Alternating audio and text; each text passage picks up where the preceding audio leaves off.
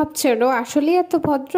চুপ করে আমার কোলে শুয়ে আছে, কোনো দুষ্টুমি করে না? না ভাই, এটা কখনোই সম্ভব না। ঠান্ডা লাগতেছে তো তাই জন্য এখন এরকম ভদ্রতা মেনটেন করতেছে। ঠান্ডা কেটে যাবে, একটু পর পুরো বাসা কাঁপাই ফেলবে। এখন বাজে সকাল 7টা। প্রতিদিন সকাল ভোরে এরকম হয়। ভোরে এসে আমার কোলে উঠে ঘুমাবে, কারণ ওই সকালবেলা একটু ঠান্ডা বেশি লাগে ওর কাছে মেবি। এই জন্য সকালবেলা এসে চুপটি চাপটি করে এসে আমার কোলের ভিতরে ঢুকে ওইখানে শুয়ে থাকে। কিন্তু সারা রাত কি করে, ফ্লোরে ঘুমাইতে যায়। আমার খুব ভালো লাগে যে কখন ঠান্ডা লেগে যায়, দেন আমি ওকে ফ্লোর থেকে তুলে বারবার খাটে নিয়ে আসি, আর ও খাট থেকে বারবার নেমে ফ্লোরে শুয়ে থাকে।